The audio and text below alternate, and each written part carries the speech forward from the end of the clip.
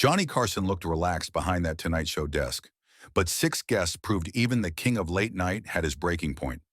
At his peak, Carson drew more nightly viewers than Monday Night Football, an audience that expected effortless charm, funny jokes, and living room banter. Most nights he delivered. Yet certain celebrities crossed lines so egregious that Carson, the man who could defuse any bomb with a grin, decided they could never return. Below are the 7 personalities who earned their banishment, plus the moments that sealed their fate. Guest 1. Wayne Newton, banned for physical threats. Carson once joked, "Las Vegas is installing brighter stage lights. Wayne Newton's hair needs photosynthesis." Audiences roared, but Newton did not. Having invested millions in purchasing the Aladdin Hotel, any joke at his expense stung. In 1980, Newton showed up unannounced at NBC's Burbank studios. Security footage captured him striding purposefully through the corridors, silk shirt unbuttoned, fist clenched. He stormed into Carson's office mid-taping and snarled, "Mr. Carson, these jokes about me will stop, and they'll stop now, or I will kick your ass." Carson immediately summoned security and ordered, "Wayne Newton is prohibited from this facility, permanently." Memorandums with Newton's photograph and explicit instructions circulated through NBC. That evening's script eliminated every Newton reference. As Carson told close associates, "Nobody, absolutely nobody intimidates me in my own studio." Physical intimidation meant forfeiting Tonight Show privileges for life. "Tonight we'll bend some minds, maybe even some metal." Geller entered radiating confidence, perfectly groomed. Carson asked him to identify concealed drawings in sealed envelopes. Geller pressed papers to his forehead, eyes shut, clearly struggling. "I feel drained," he mumbled weakly. The audience's enthusiasm faded. Carson waited patiently, then presented a spoon. Nothing happened. Geller grew flustered. "I'm having a hard time. I don't feel strong tonight," he stammered. He blamed studio conditions, hostile energy, even lunar phases. Carson remained courteous but quipped, "We'll give you as much time as you need, in the next life." The crowd erupted. Geller's face turned crimson, and the moment was sealed. After the show, Carson delivered the verdict. "No return invitation will ever be issued. I won't provide another platform for deception." Viewer mail poured in, half praising the exposure, half condemning the public humiliation. While Geller claimed NBC sabotage as his bookings surged elsewhere. Behind the scenes, Carson made it policy. Any paranormal demonstration must use Tonight Show supplied props, and proven fraudsters face permanent exclusion. Guest 3. Chevy Chase. His offhand comment guaranteed his exile. Carson listened silently, pencil tapping rhythmically, while he mentally finalized Chase's blacklist status. After the taping, Johnny exploded at executive producer Peter LaSalle. 15 years building this institution, and some kid thinks he deserves my position? He's finished here." The ban took immediate effect. Hollywood learned fast that mocking Carson meant permanent banishment. Chevy's agents got no return calls. When Chase launched his Fox late-night show in 1992, reporters asked if Carson would advise him. Chase admitted he never heard from Johnny. Behind the scenes, Carson's team confirmed zero communication, only meaningful silence. 5 chaotic weeks later, the Chevy Chase show flopped, and Tonight Show veterans shared wry smiles. Chevy's 14-year ban had held firm through retirement. Mock the throne, and you never sit upon it. Guest 4. Bob Hope. Bob Hope was TV royalty. NBC labeled him sponsor gold. But his reliance on index cards and scripted promos clashed with Carson's improvised genius. On a 1978 visit, Hope arrived carrying thick packets of pre-written jokes, questioning strategies, product endorsements, even preferred camera angles. During filming, he barely looked at Johnny, instead reading cue cards for every response. Carson tried a spontaneous follow-up, but Hope paused to consult his cards before delivering the line.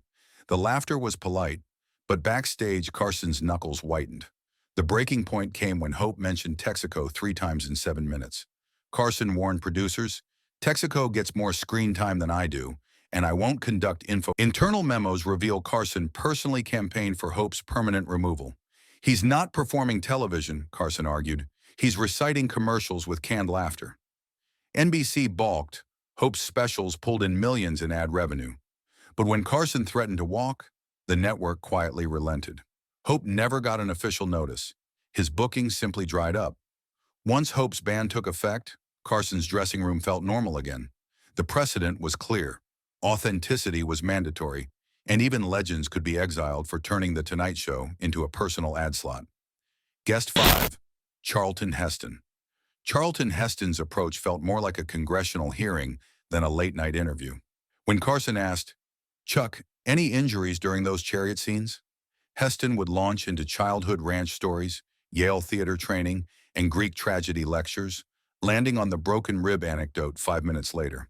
During commercials, he'd offer off-air footnotes on Plutarch or the NRA Museum. After a 1987 episode where his movie violence discussion morphed into a 15-minute dissertation on freedom, Carson told producers, "He's operating his own program within mine, and it's not entertaining." Ratings had plummeted whenever Heston's speeches exceeded 60 seconds. The ban was immediate. Heston's publicists learned he was blacklisted only when no one would book him. Carson's message was clear. Television demands pace and spontaneity, and even Oscar winners aren't exempt. Carson required guests who understood television rhythm, not lecturers who treated late night as their personal platform. Guest 6, Fred Rogers, banned for pacing problems. Fred Rogers seemed the perfect guest, kind, gentle, and safe. NBC scheduled a tight 5-minute chat plus a neighborhood puppet demo. But the moment Rogers stepped on stage, his deliberate Pittsburgh cadence stalled the show. After a measured, "Thank you very much, friends. I'm very glad to be here," the applause lingered because no one knew if he'd finished. Carson tried to break the ice, raising one polished loafer to reveal a sneaker and joked, "Brad, I wore my sneakers in your honor." Rogers smiled softly, clasped his hands, and replied, "That's very thoughtful, Johnny. Sneakers can help us feel ready to play." The audience melted, but the pace crawled. After monitoring tapings that dragged well beyond their slot and seeing viewership dip, Carson pulled the plug. Rogers' visits simply stopped. The lesson was clear. Late-night TV demands a heartbeat, and even Mr. Rogers moved too slowly for Studio One. Audience members laughed politely, expecting Johnny's witty comeback. None came. Rogers considered his statement complete, and an awkward silence swallowed the room while the control booth scrambled to adjust camera angles. Every planned comedic beat shifted 30 seconds off script. Cue card operators cut jokes because nothing synced. Rogers delivered slow, measured pauses, perfect for preschoolers, devastating for 11:45 p.m. programming. Control room associate director Bobby Quinn watched his stopwatch as the show unraveled. When the commercial break finally hit, Carson exhaled so hard he fogged his desk lamp. Post-broadcast Nielsen data confirmed what everyone knew. The audience dipped 3 points during Rogers' segment. That night, Carson decided, Fred Rogers embodies saintliness, but saints don't thrive in late night. His ban wasn't personal, it was professional preservation. Producers were instructed that Rogers would never return. "Some individuals are too virtuous for this industry," Carson explained, "and this industry moves too quickly for them." Viewer mail flooded in, hundreds praising Rogers, but Carson stood firm. Noble intentions can't save failing television. These weren't mere personality clashes. They were calculated business decisions to protect a show's quality and Carson's sanity.